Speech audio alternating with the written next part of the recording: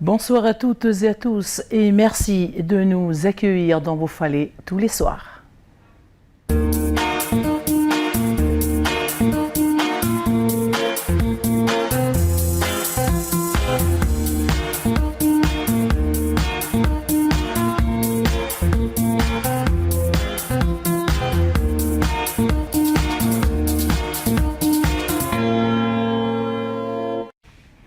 Si ka inga matamai ki televisio I te awhiawhine I kua whakapapatu malo I rakatou kātaki. Ko I rotonga I te waha katoa ni e whalana I ke tau wheleu silo pe e whelawe I pe mo te u taokete, mo te utuanga ane ne whalau mai New Caledonia ki uveanei o uhinga I pe whoki pe mo te whakanofo epikopo o Monsignoro Sione Poe Sustino. I te awhiawhine e whalana I ke koto whanganomai ki he whelongoi pēr mo te whaahi ani o whaipule atoni o tā o whenua o whiai pē ki te tamai ani ko mātulino mai au Sione Poe pēr mo te tau ke te lewa ani ko Lea Laufilitonga Maka. Hoki kia muri pēr nei ka I ngā hakotonga matamai ki ha matou I a whetalai o uhinga I pēr mo te mauri uvanei mo New Caledonia kai te lakanga ani tō tukutuku mātua pēr mo Veronica Tongiaki.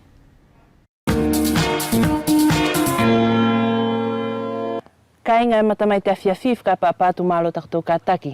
Ko te tukutuku mātua o te tau whaoani lua whehongwhulumahi wā, e tui te palo ki ahi foi te koloko vaitupu, tō whakawhelawe iai ki te kui ani ko Sapolina Kākahau, ko tōna tau whitunga whulumā walu ani, ko tō mamatamai.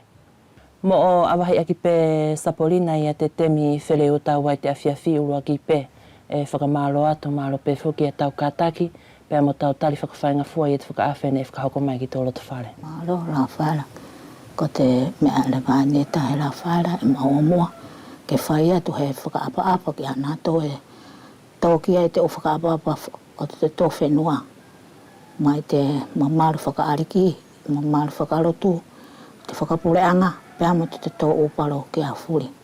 Whē pēr mo te whaahi o futuna. Ke ofa te ariki o sio fo ki sio te tau mauri o fo ki mai a pe maroro I te a furi ka ko to ani ngawe pe mo mato fuka ani na foi tu ani Ia mo a Sapolina o te hoko atu o te whele o tāua I te awhiawhi. Tuku mai pē mo a ia hina ki I whakamatala no o hinga pē mo koe. Te whawhine ani whakawhawhawhia. Pe ane no foi e taria mai whea mai mo le pēa ko tako hoki aro tuku o matua ki te whaahi paparangi. Ka taru ta ako nofo. I heni o maua e masi ako whanau, pēr hoko atu pēr masi I te mi ani. Mo le lahina tahi o uwhaahinga me au. No fos o whai, o te ki mea pēr I whare nei, masi I whai pēr te ki maori o te u whanau, o he whawhanganga pēr he ki I kau isi ngā mano te api, te u ki mea pēr I tua ko te whakamaa ko te a, si ngata anga pēr ai atu o mea au whai. Malo pe whuki a te whai whakamatala Sapolina, ko te alaia ni tā ofi maohinga I ke whealake ke tuku mai te awhiawhi, ia konga nei ke mauri I te lakanga ai, whakatātau atu ki te temi ani. Mole ke I tatau. E hau whakapalala o tulako ni mātou, ne mātou no foi te ono whanga. Tāhi mātou tō tāpo ou, whai te u konga furi ko te whai kore mo te mea. Pea mātou whakatahi ai peo a o ki te tahi mā vete, o ohoana, pea mātou hoki vete. Ka ki te temi ani, mole ke te tau. Ne anga whakaapa-apahanga pe te temi ai. Mai te whanau tangata ki te whanau whawhine. Mā ea la momu o mohahaki. E ta alotu peo ilo I o ta kāinga. E ki ta mao kia pe ki te whakaapa-apa pe ki ai mo ilo. Ka ki te temi ani, mole ke te tau. Mole te angai ani e te temi ani, mole ko iai aia. E toko ni pe mātou to whanau. Ke mauri e nātou I ta matou mauri, ne matou whakaapa-apa ki te mauri o te hai. Mai te tuanga ane, ki te hena, ki te uwa e whare, ki te hai, whakamaro pe te awhuri, te whakaapa-apa te awhuri. More tonu ki te whaini. Tane no hei aunga, I amu a te hai, pe mai e whukiramu te tara te whare, kua la kahara pe tahi temu, ka e whakarangu pe te rere, ki a ki te ako te whae, tata, ako e te whanau ki anatu. Ka kua whaingata a o si te miani. E mahino pe Sapolina I te temi aene ke kau ia nātou ko te u whine mātua, e na tō tā ofi mai a te u ngāwe whakatufunga. Ko te ia te u ki ikonga mauhinga, I whakatātau atu ki te lakanga ani, mo le kei whakahoko e te hae whawhine o te temi. I te temi ai, ne moto muri e si ukonga ani, ne kamata pe mai tō tāpo o. Te ako ai tō ki mea ani ko te whara, ko te ate o mea. Pea hoko ai mo tamato mo vai, o tahi nofu mo tana whae, o sio ki tō uanga ani e whae te mato o whae. Pea mo tō ro muri, na ia he temi e pupuri, pea mo tō pupoto i te whae o te o mea ani na tō whae. Ka kisi i te mea ani la whaera, e ka e tukoa ki te whanau ke hoho mai sio ki si mai ki te whae, mo le hoho mai, e aru ia o taka i te mea ara tuki hei. Ko ia o etu, mo le poto ki te tai tupuani. Ko te inga taa osi, mo te whaware ai te whai tu mea ai. Langi ngata pēr na ia mo mātou. E Sapolina ia he tahi atu whaahinga tā ofi e ke nofo ai, ia konga ne ko tō whakahoko i te lakanga ai, mo le kei whai te temi ani. Mo le au whakawa o atu whakea, mo le ulo i au si mea ko te roto whare. Ka au si o pēr ki te ako nofo i tōku roto whare ki te ngatanga pēr te mea o la wai, mo whakahino ke aku tamariki, tōku umokopuna. Ke na tō maheno ki si o mea pēr au whai o la wai, pēr o si ka ki si o whai furia mo le au roa atua ki te mea ko te roto whare. Mo te anganga te taupau a te whanau, a te haai ki ana tō whanau. Ka ki te aku whua matara, ka te aku ai a sio i tōku roto whare. Au roto ke heo ho mai tō whanau si sio. Tō ki mea ai au poto ai ke na tō ma iloi. Ka more ke tatau ia. Te mea ani, ko mātou ani rangi ka mamate ki te kere, pe osi te oko ngani e whai ko te ki i moi whara. E hautahi tā ofi Sapolina ka kahau, o hinga pēr mo te alu o te temi ki te taia ke ani. La whaala ko te temi ani, ko hao pē te temi ama te uwhainga tā. E ke vai ko i te paralatu ki te o temi ai ma te o temi ani ke ma tau maori aki, e no aia. Kua lahi pē ke ana tau te paralau, te alu ki te whenua ai, o olori whea. E whakarango ki te atamai o te tangata mo te Kristiano, pēr lawa ke alu ki te o whae au maumaita. Ka mone na tau popoto i tō mai ama tau whakanei no, e whakawhaaosi. Mone popoto he ki i mai tahi. Ka ki te maori o ki tā, e whakarango ki a kita. Ke tani maa mo te whakaukau ki te maori. E mone ngata pē ki te paanga, e ki te maori e. E maori pēra ki te tātou ki mea, whakatātou ane tō tutua kei. Ko te ki i whara, ko te atai o ki mea, maua e pē ki i maori te mea. Ko ni Sapolina ko whakaosi lewa i te temi where o tāua o te awhiawhi. E tuku atu lewa i te whainga mari ani na ai hina au whakaamu, e ke whia tuku, tā whito ki te hoko atu o te maori.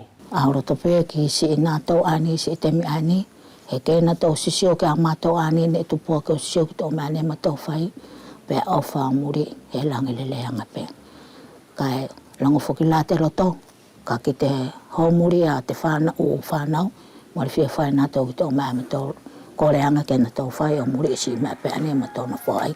Mā si siwa pē mo ngāhi he ki mea te roto whare, ke tau tōna si maori o tātou, hai mātou ko te o whae, mo te o kui. Whakamalo Sapolina ka kahau i te vai manatu whakatahi mo mātou i te awhiawhi ani. Ka inga, e whakaosi atu hei e te tukutuku mātou o te awhiawhi. Ka ne mole tuha mo whaonga i tōna whoki atu, ko tō loto whakamole ki ai, kai kua mo tō tau ine, pēr ma o whātu.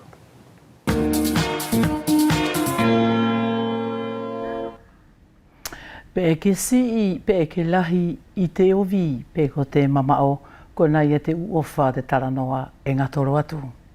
Whai pule tā whenua silo e kua whakapapatu i te awhiawhinei. Malo tau kataki, pia malo fuki pia mo te tairi whakawhainga fua pe i te kore a taranoa. Whoki, malo maria niwe i te kātaki, pia mo te whakahoko e pe i te unga oe aunga ki te whenua. Maturina o mai au e kua whakapapatu malo se au kataki, pia mo si i rawa mai? I whoki, malo maria niwe tau whakataki, pia mo te tūraki pe o tō ngā ue i te taranoa o hinga mo te whakahoki tō whenua. Au sioang e ke mokosia i te awhiawhinei, tamai? Aruanga pe au te temi. Iyo. Lea la fritonga e kua whakapapatu i te awhiawhinei, malo i a tau kātaki, pia mo te ofa mai. Malo maria niwe, se au kātaki pe i te ahani. Whaipule e au mahalo e langi ai pe hau ki kupu e ke whia tuku mai mo awahia ki e tau whelawei? Malo, maria niwe, E fia whoki atu i o whakapa ki te poto te wharetau te hina ar ki hau o uvea. O whie pē ki te wharetau te hina ar ki hau mai futuna. Mālo i o tako tau matawhitawhi rei pē. Pea mo te ofa pē o te ariki o tokuni e pē ki a koutou i te tau pau. O te hahai o uvea mo futuna e mauri pe mo leo i heni o whie pē ki te kāinga e mauri i tō poreanga. Te whia wat whakapapa ki te pōtu ka politike, whie pē ki te pōtu o te loto. Pea mo nā tō whuripe e hangahanga mai te awhiawhinei, mālo e te kātaki, pea mo te whangono mai. Whaipule tā whenua nei hoki whakakawenga pē koe i te u aho kua hiri ki te tūlanga ani kua ke na whai. E whewhea i whaipule tā tau tā awhiki te kongai. E urua ki e whakawhitai ki te parukia ne nā tō whakahoko i a te whiri a ia. O hinga pea mo te nofo mātou i New Caledonia. Io.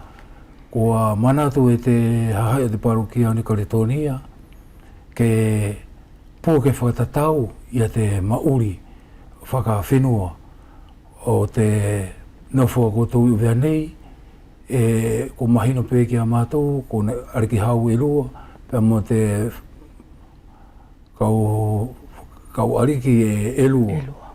Pea ko te nofo a mātou New Caledonia e mo tō puke whakatatau. Ko te hinga aia ki te pōtu i Sangatasone, whai pē ki te pōtu o Wailala. Ko te kongara ia e au nofo nei au o Tauhiwhia. E whainga fua, whaipule atoni o tā awhiwenua? E ko he konga whainga tā. Io. Ko tēnā hinga aia ko tangata e takitahi pē te nofo pē mo tēnā whakaukau. Kai ko he manatu ne hifo mai te o mai a Monsignoro e manaki ke whaiwhainga i a te kumi o te tokarelei. Ko e kua kamata au hei mai te matapā mai New Caledonia. Pelangi ko he whaiwhaitaki o te kumi o te hoko atu o te Maori. Mori kei puri ki he tahi whaipule tā awhenua e ko koe whoki, ko he whanauia a te Monsignoro Lolesio Fuahea o whia pē whoki ki te tamai ani ki a Monsignoro Sione Poe Sustino. Pakamatara mai whaipule pe ko te atauia mao mo te au tā ofi ki te konga ai hange pē i a te koto whamiri o koe e tapua kina ke he osi. Mahalo ia e niwe. E te uwhakawhita ia kua tō mai te ariki e ki te whamiri, ka maru ngatapi ki te whamiri, ko uvea katoa pe mo futuna. Te ukarasia furi tō mai ke tātou, maru ko he Monsignoro pe o te whamiri, ko te Monsignoro ia a uvea katoa. E kua o whakamalo atu whaipule tā whenua, mātulino ko ni whuki ko koe whuki e ke toi kau whuki ki te whamiri a e ovi, ke a Monsignoro Sione Poe Sustino ane whakanofo anafi, whakamatara mai pene whewhe te uteu ne koto whai mai New Caledonia ki taka tūhau. Io, Maria niwe ko te longo whuki ne maui no mea i te aho furuma, i te pōta o furuma whao te speli lua whao furuma waru, pene ko tōna whuki tara e mahina wha, e kua nofu pe whuki mātou whakalonga ki tō konga leo. Whuki mai e ia, koni whuki e puana whakatomo o mai ia, ne te i te i whainga tā whuki. Io. E whakatahi tahi o tō mga i whanau, tāwhito whuki tō mga i whanau ani, whanau Sione Poe. Kane whawhai pē o lava māturino, ake pē tā whai kore? Tau pē tō mahi mo tōna o whainga tā, ka ne toho aki mai pē o hui mahina ai lua ne whai ai o whai pē o kaku. Io. Tō manatu mo tō whakaukau o kaku ki tō mo tō wharau mai ki uveni.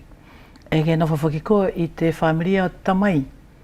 I, ko te potu ai o te whanau tamai, e ko taku whae whoki, e tau tū ngā anea pēr mo te kui aia Pātari Sustino. Io. Ane toko whia i a te katoa o te whamiria o te tamai ane ke Hawaii, ko tuani neo mai ki te whakanofo i Pikopo? Ko tō matou ki Terekasio, ko te whoi toko torungo furu. Io. Neo mai he. Mai te umanga i whanau kehe, ai te whanau whoki a te hei e whoki tō whanau muatu, ai mai futuna, matua ko Pāterise. Ne tāpiki mai ai pē, whee ki te whanau a Lutoviko, tūri, mai mua. O hauerewa ki te whanau a Torofi, whanau a Taina, whanau a Hiore, mo te whanau a Riuwhau. Arani mo te o mai whakatahi i tā hong furumanima. E kua whakamalo atu Matulino, lea lau whiritonga e mahina fuki ko koe ani ne ke takitaki mai koe. Ki te tahia fo i terekasi o tuku pēge liu whakawhea ka hakumpea nei tōna kupu whakatatonu. Ai fuki ne o mai e te kaumata pule. Kuia pē Marianiwe, ne kou ana o mai, kaunga o mai mo te uterekasio ai mai New Caledonia, ne whakatutu e tomato pātele pule ko pātele bili. Iyo. Me whewhea i lau whiritonga i te aluanga pā mo tau whakahoa mo tau whainga i te ukonga aia. Ne ko te whakatutu o te whalau ne whainga fua pē ia ko te uhi, ne kua whelongoi pē i pātele sustino i tana nofo ai i ate, ki te hahai o te parokia takitahi pē ne ngāwe ai. Ne ko te whakatutu la te whalau e telefoni mai pē i te upalokia takitahi ki a pātele, ki tomato pātele pule i a pātele bil, pēr ko mātou lewa ane mātou whakatutu i a te list o te hahai ne kaunga whia o mai o mātou ki heni. Ko te ai e te u whaingata i alahi ne whara ke tau pia mo koutou lea? Ne ko te whaingata a pē ae ko te mole whiala ke mātou hau he wakaetahi. He ne ko te urua ki Pāui, ne mātou tonu tahi pē ke mātou hau whiria ono pēr mātou ririo monite.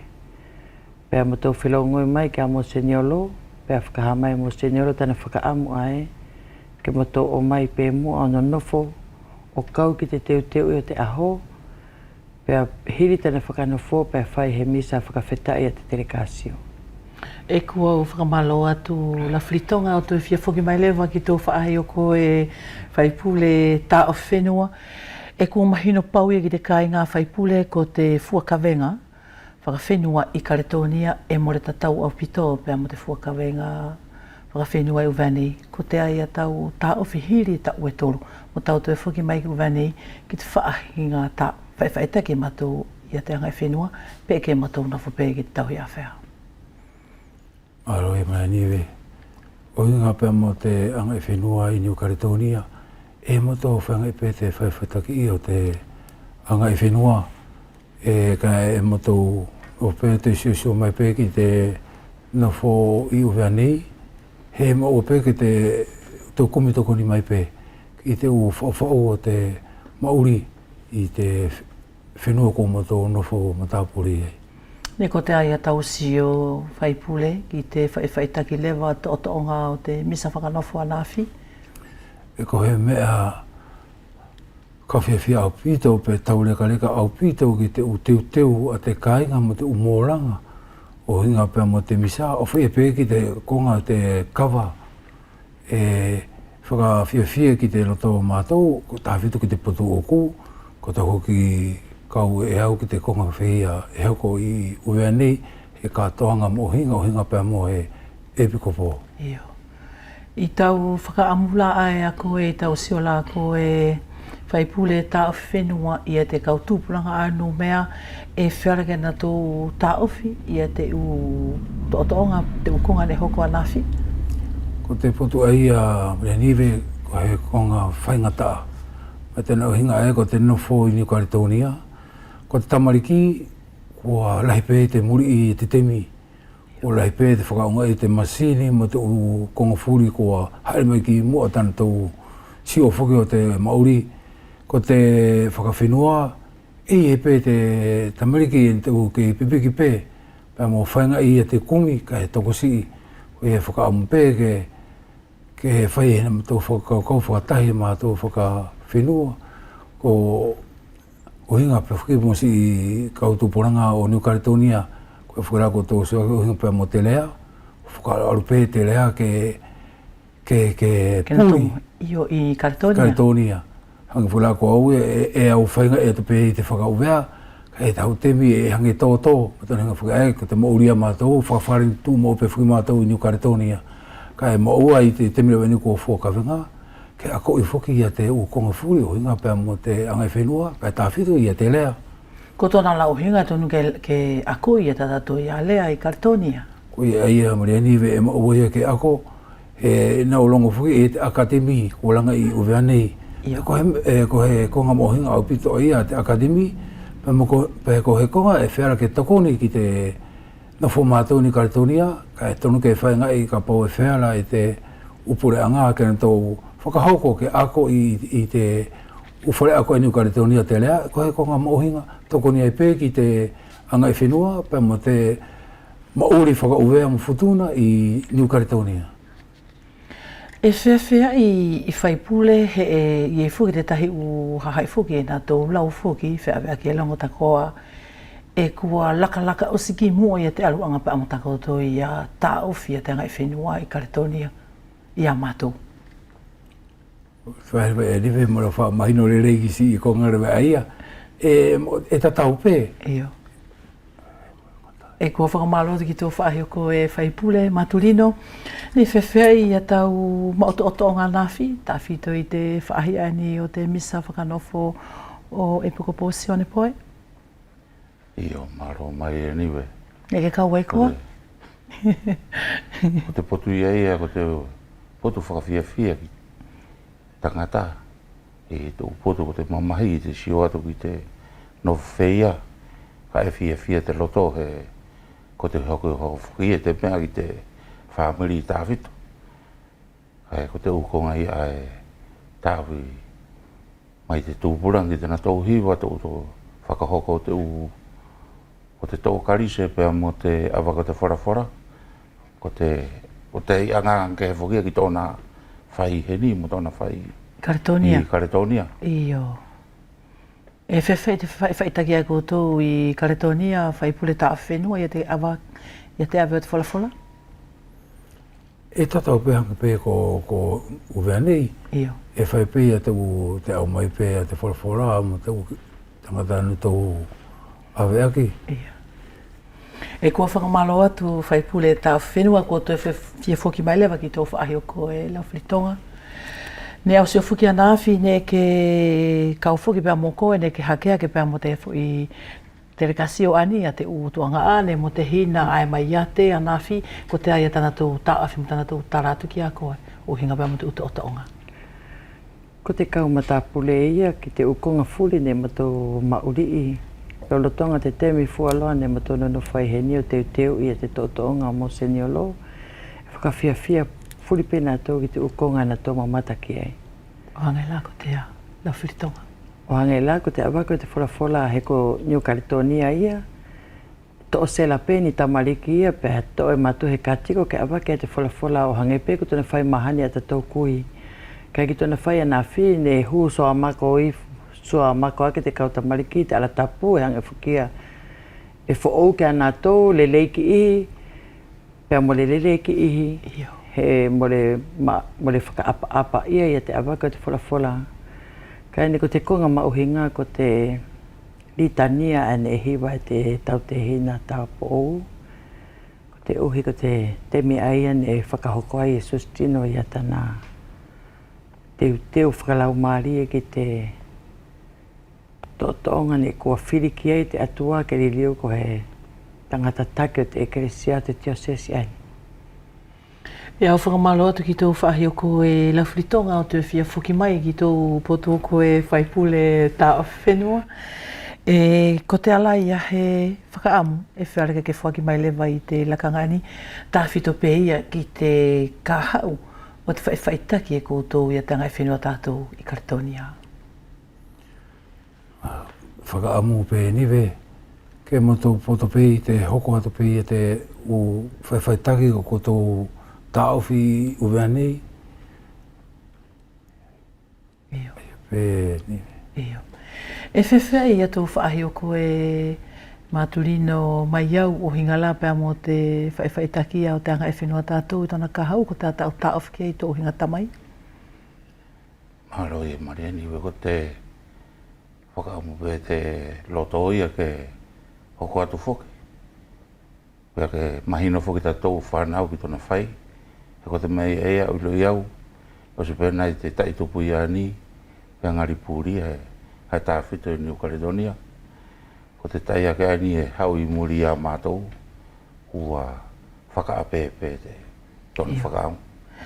Pa e whēra mora kei whēra hona I hawhaki, Matulino. Ko mārahi pē tana tō te anga whakaparang.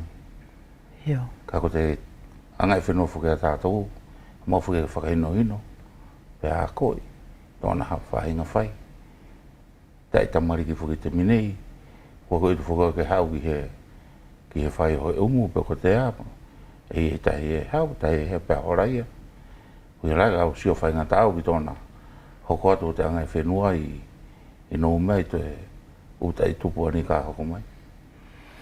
E whēra Matulino na o sio whuki a nāwhi, ne ke nofo pēr moko I te lotolotoinga o te whu mako ani a te kaumatapule ne o mai Karetonia, na o sio tua nāwhi I te Sangatsoani.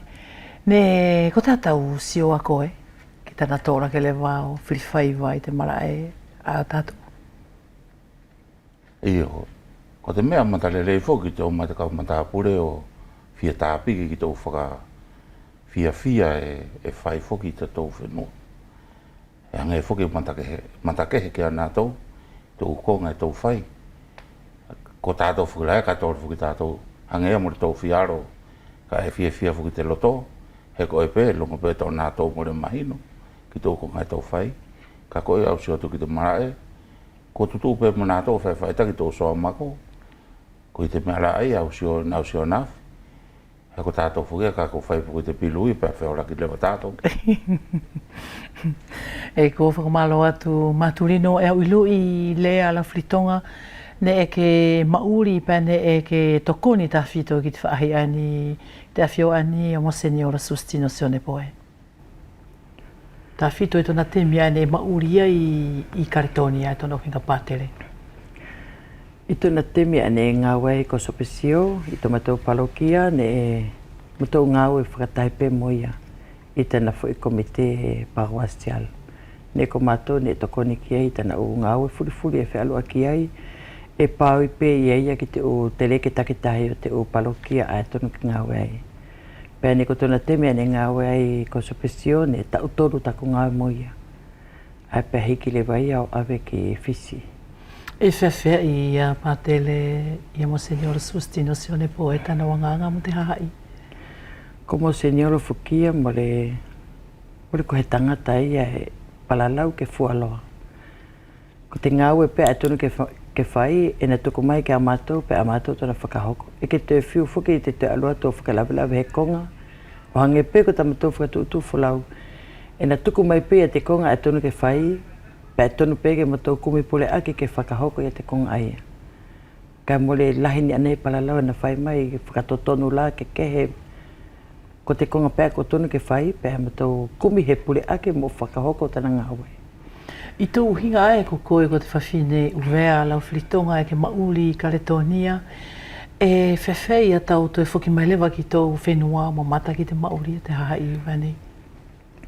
Ko te konga aia mrea niwe whakamamahi pea whakapuna mauri pe koe kua mauri whea uwea pe koe mre kena tō popoto I te whakaapa aki ke tau pau tō mau I te anga I whenua I tō tato moto.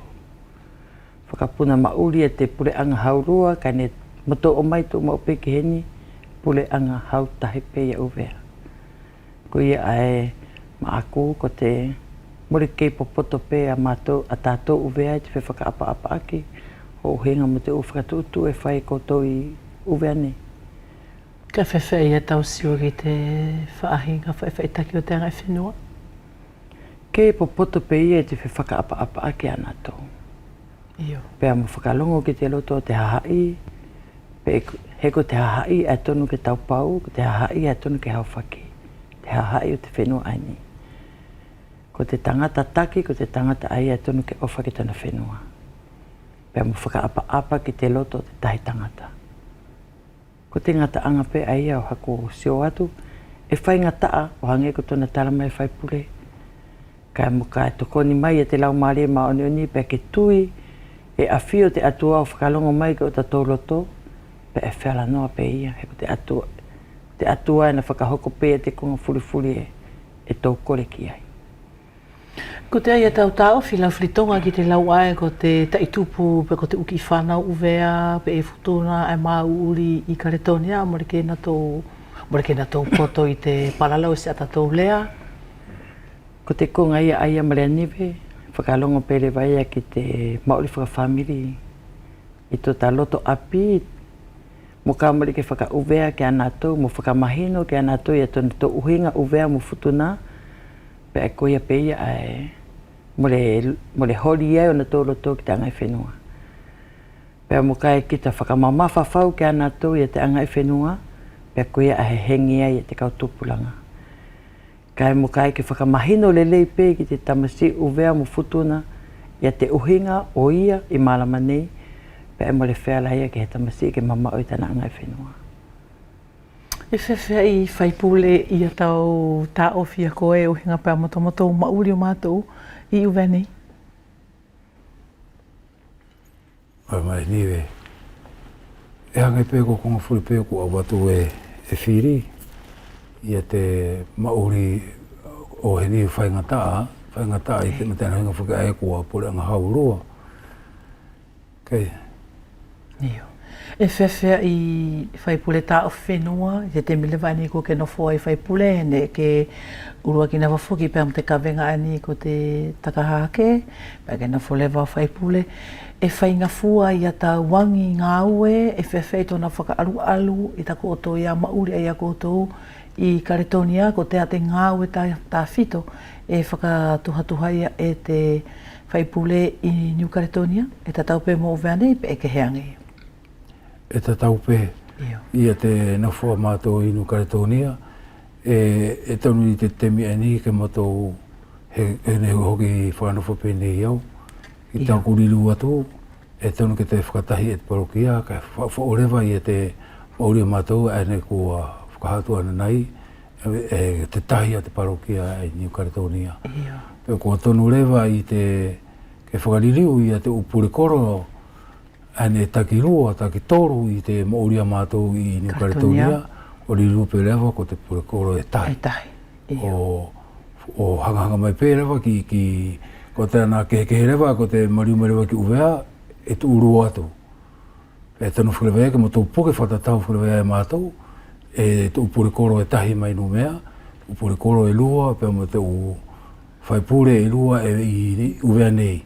E tanu ke whaingai e mātou, ke mo tō puke whakatatau I a potofuri. O ngai pe mo te uawhio te tausi.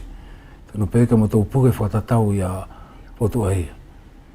Whaipule ke whakarele mai pe, e ke whaipule I te palokia ani o he hifo, ko koro e whia e whewhe I ta koutou I a whakaaru a koutou I Karetonia, tō na wahe. E tatau pe hanga pe ko uvea nei, mo tō muri mai pe I a te nofo uvea, o koro nima I hifo I uvea nei, pe koro nima pe I te nofo mātou I New Karetonia. Ko whemahino aki pe ia? Whemahino aki pe, longa pe la te whaingata a whuki, o te ukoro nima, e whainga whuki uvea nei, he nofo tahi pe ko mahino pe te haai, he nofo pe nā tō whea ki te ukoro I uvea nei. Kako te nofo ia I New Karetonia, e mawhora whuki te haai a te koro I te I Karetonia katoa. Ia e te whaingata ka e whainga I pe o whera pe ko konga furi e rato lele ki te kāinga, pe e whera pe ke whakahoko I te o konga aia. E whewhea I whaipule tā o whenua I a tā koutou I a whaahinga whaitaki anga laka tu uto o ngala ai o te u awaifo.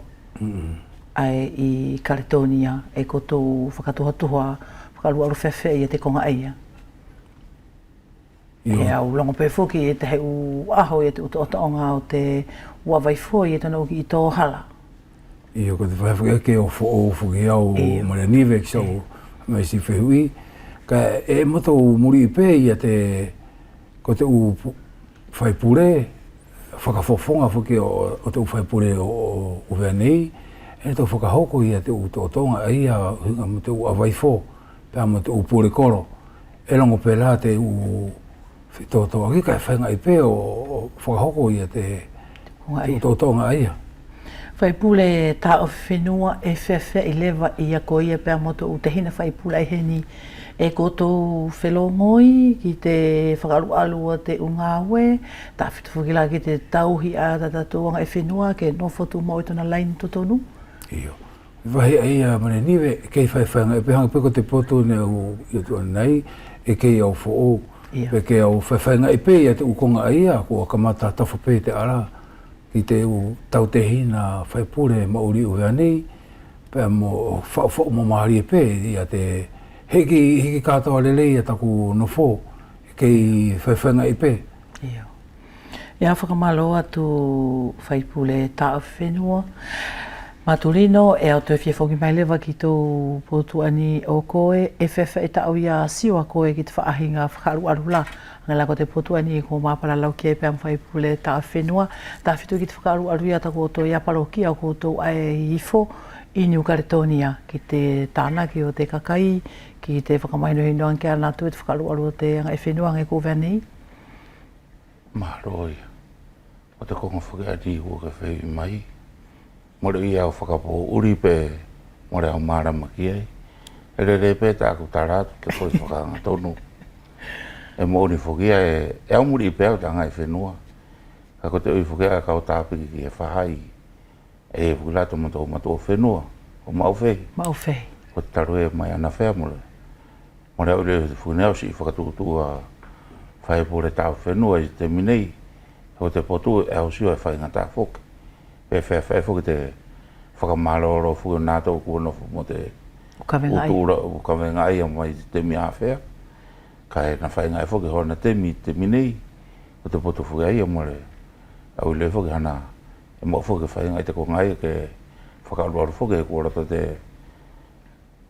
te whaipure whukani ke tahila te whenua. Ka kua tonu whoki tahi te whaipure. Pea tahi mo te upure koro. Ka kei nofu whananu mea ia. Ngari mauwhi toru nei, pe mauwhi wha. Tahe u whahai. Ke hei pete ki kore ko alere. E whai ngai pere mo.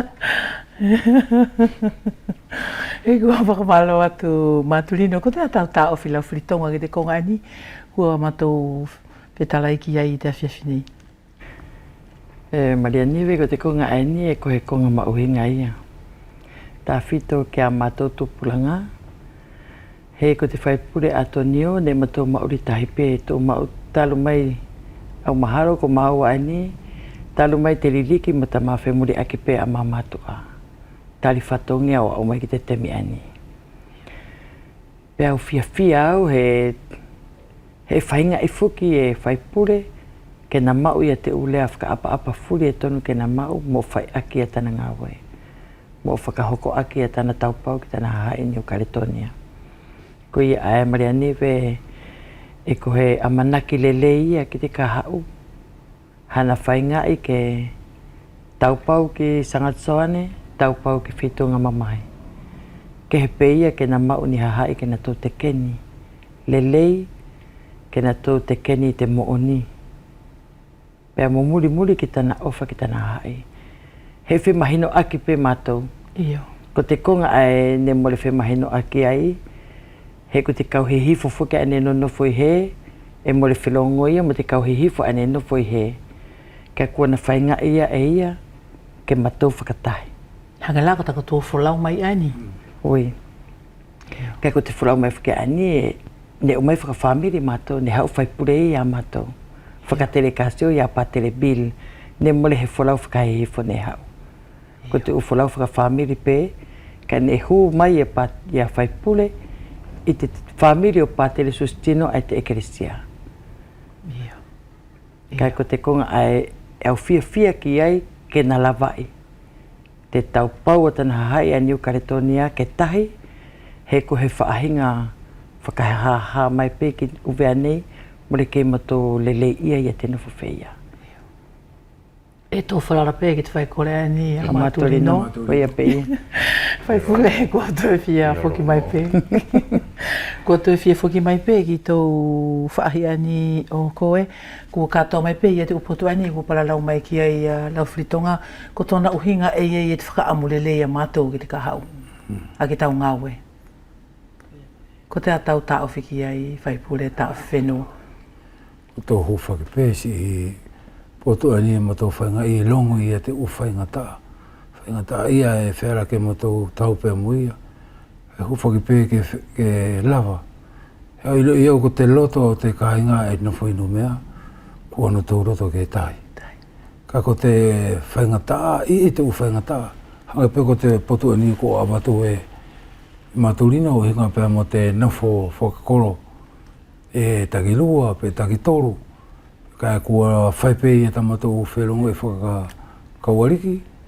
O mahina onola e te whai te whelongo i o kumi whoki he whakakaukau e tuha pe mo te mauri whakaparukia pe mo te loto o te hahai e kei te utahi. O iku angara ai a te ufono e whakatahi e ia e te kua hokomera kua whiri e te hai ka o whokawenga e longo pela te kei tamasi i mo te mori whiaunga e ko te amanaki ke toa ke ki he matua e kua katoa e tana whakakaukau ka e rangi ko te whalala te parokia e whalala mai e nito ilo i e whiara pēkau whainga i a te whakakaukau e ni ke iku. Koe nā niwe ki whatatari whai atu ki te lea ko ke tuku mai. Lele he tō whararape whaipule ke te whahea ni o Maturino he kona ka matasiu e whakilablaya tāna ia wasi. Maturino e whewhea ia tō ia whaahi pēr mo tō ia ko ngā whenua ia alele e whiewhai ana tō e nā tō mamana i karetonia ia te uwhanau ki te anga e whenua? Ia, ko te poto ani Mariani vele wheu i mai. Ahe pēnei o tōna nei, e takataka whukirau mōmu rau whia whai whukau ki ai. E au muri i pē au, ma ka kua heko me kua ko mai au. Ka kutau ia kau tau pau o bibiki ke Kristiano. He muri kau le whukau te mea e moni mo te mea loi. Koe whukai whainga tāi tōna muri. Pura te hau mea una whuna whapau soko api o whakarau o pē ki te patau. O whakamalo atu Maturino lau whiritonga. E whewhei le vai a tau i a tau awhia koni le whakotou wawe oro a maharo e langi e pehe ki i kupu. E ki whietuku tāwhito mai o hinga mo se au mauri pēr mo si i tuanga ane mo te hina ane o mai ate. Whakaamu pe ia ke na tau whiawhia, ke matau ririu, he kutana tau whakaamu, ke apongpongi pe ha matau temi a te aina mo Monsignoro tana tau whanau anato. Ko te ngata anga ai au hana tau whakaamu, pe ririu pe matoa nei ki numea o whakalongo mai, ki he aho e whakahai whai e Monsignoro, e haere i whai o ahi kia matou ai ko ana whanau e no whai tu apureanga. Nea o sio foki lau whiritonga anafi ne eke tō kauko i te mako anafi te malailahi.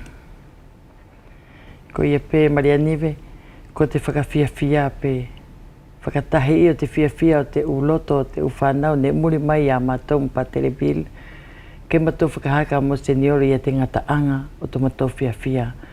He mori he tahi anai ne e whiara ke na whai he whakawhiawhia whe ia ke hoko whai pe ia ke he pe ke sio mai mo senioro ko matou tutu o na mua o whakawhiawhia whakatahi mo ia. Ko te ate ui atua te kau matapule ki te whakatahitahi, ki te kātoanga, ki te whaitaki o te anga e whenua. Ko nā tōwhikia mo le tāwhito i tana tō mamana ki te ukonga aia. E hoki whiawhia pe nā tō mo ka nā tō olo atu e nofo i a Monsignoro ke nā tō sisio ki ai.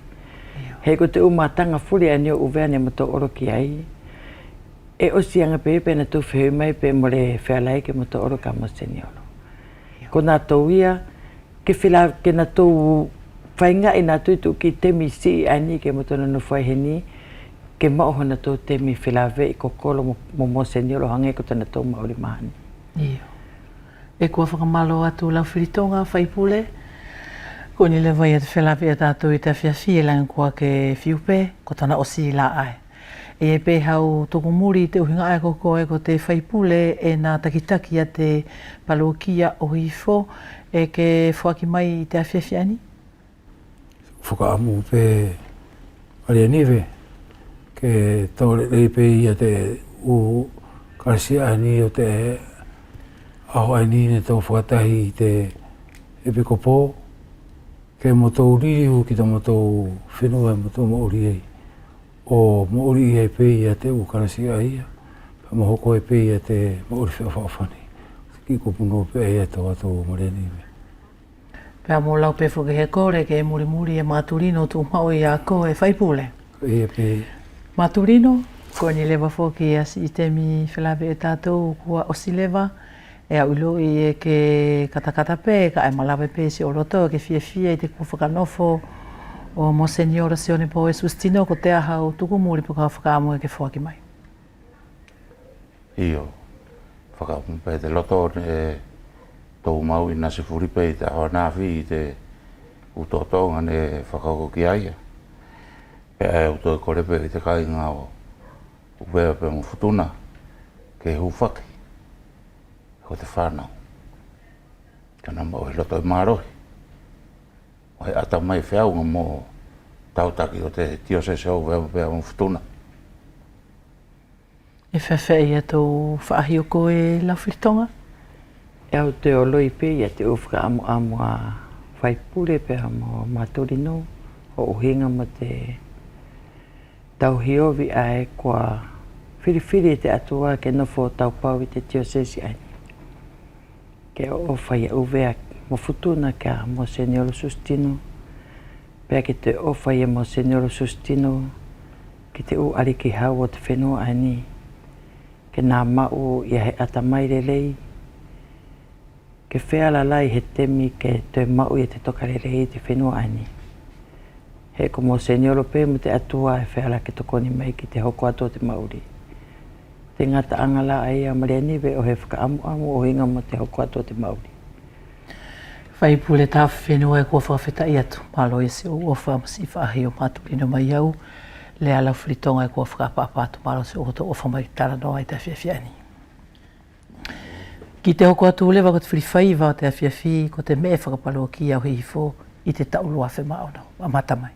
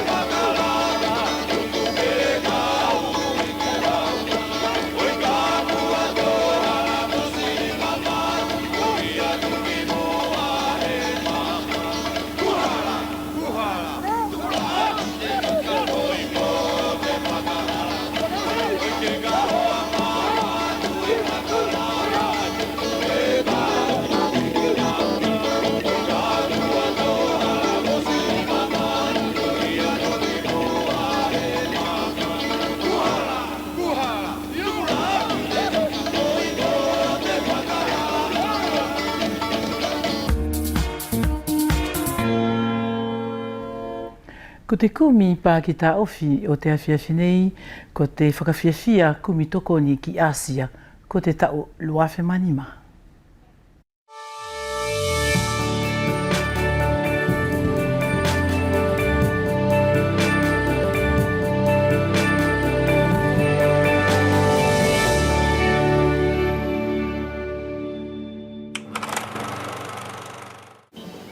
Ko te mauhinga la te konga ani, ko te uhukutu ki whanau ke liliki kai kona tō mālama whaonga ki te utu tāma ki whakanātu la, ne hoko i tō mahina kua hiri atu, ko ia la ae nena tō whiawhai ei tō whakawhiawhia ani, o mana tu tāwhito ki tō whanau furi a Asia, nena tō tōko via i te hake a te tai.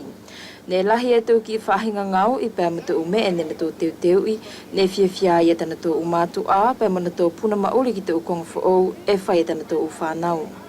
A whiawhia i te hoata ani ki haku hao pēr moni whine mātua e sio isi i mea si moko puna ka mea whaka whiawhia ki a mātou ki te e mātou puna mauri i te aho nei ko te hoki hoko e te ki mea whenei ki a mātou ki te moko puna wana tau whai heki ngau e whaka whiawhia ki a mātou furi.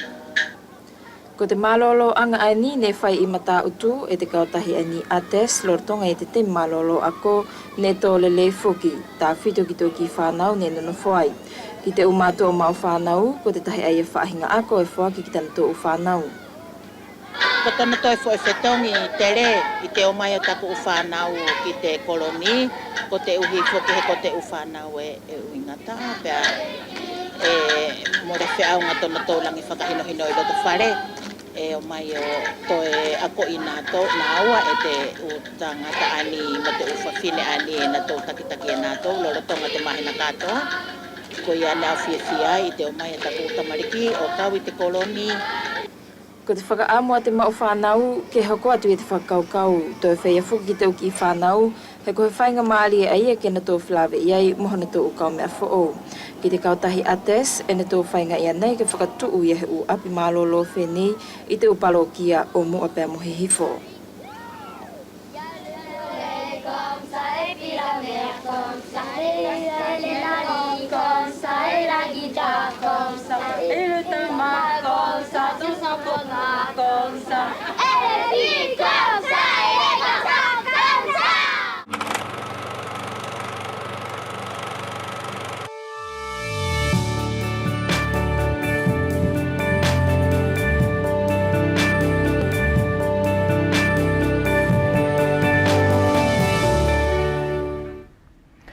Kia i ngā tō maholo pēr mō whiawhia lewa i te lakanga ani, pēr mō te u tuanga ane matarele ani mai futuna te mala e whenua kua Kovios te malatu.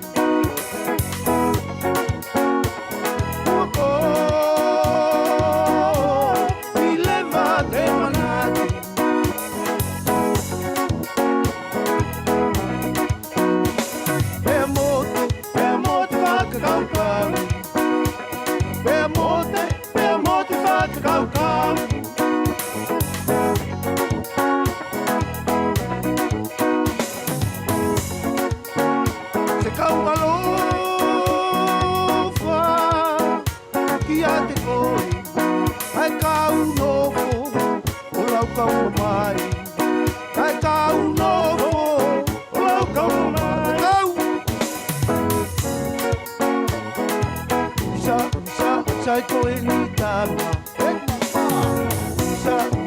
Sai koe ni tama. Koe ni pea. Sai koe ni tama. Koe ni pea. Koe ni pea. Koe ni pea.